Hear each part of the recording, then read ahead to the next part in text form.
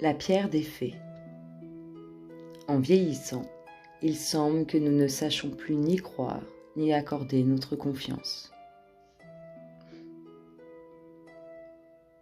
Vous savez ce que j'ai reçu comme cadeau? Une pierre des fées. Vous savez ce qu'est une pierre des fées?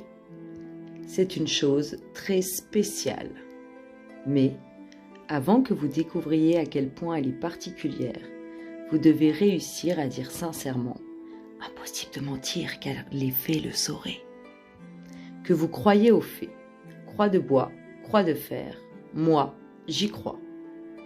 Toute ma famille y croit, mais croire aux fées est une chose, les voir en est une autre, ce qui rend cette pierre des fées si extraordinaire. Elle vous aide à les voir, pour de vrai.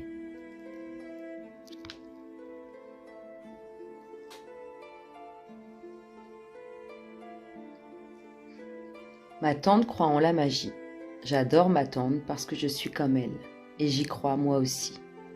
D'après elle, les gens qui sont nés le matin ne croient généralement pas aux fées.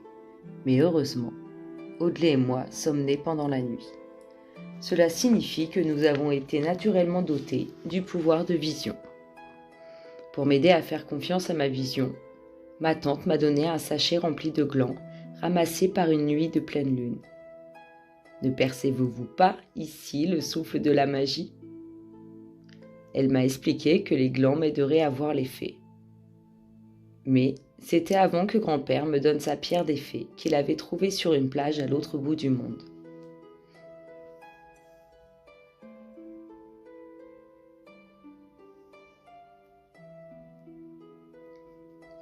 Il m'a raconté que les vagues qu'il avait façonnées pendant des milliers d'années avaient creusé son orifice.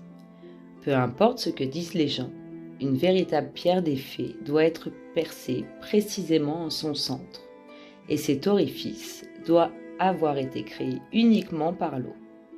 Sinon, elle n'est dotée d'aucun pouvoir magique.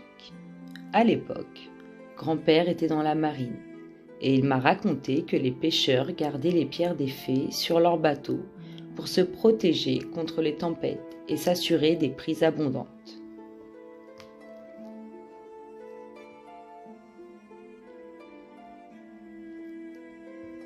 Ma tante connaît, elle aussi, les pierres des fées, mais elle les appelle pierres des sorcières.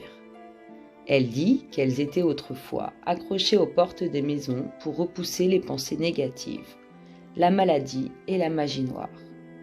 La magie noire est la pire des magies, parce qu'elle délivre la souffrance.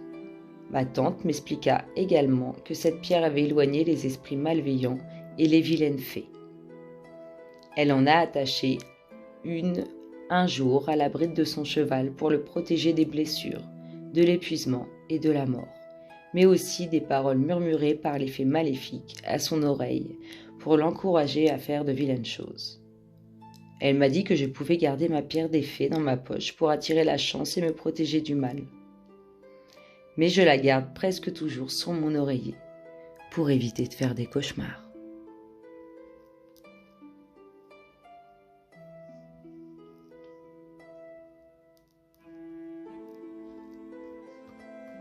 Parfois, ce sont les choses que nous ne pouvons pas voir, toucher ou sentir qui nous offrent le plus bel aperçu de notre véritable personnalité.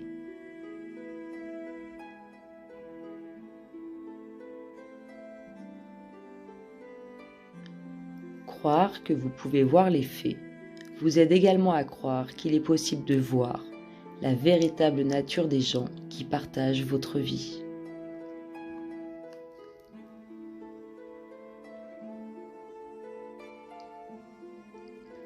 Dites à un homme qu'il y a 40 milliards d'étoiles dans le ciel et il vous croira. Dites au même homme qu'un banc fraîchement repeint n'est pas sec et il le touchera pour s'en assurer. En vieillissant, nous ne savons plus accorder notre confiance. Croire aux fées revient à croire à l'étranger qui dit qu'il y a 40 milliards d'étoiles dans le ciel.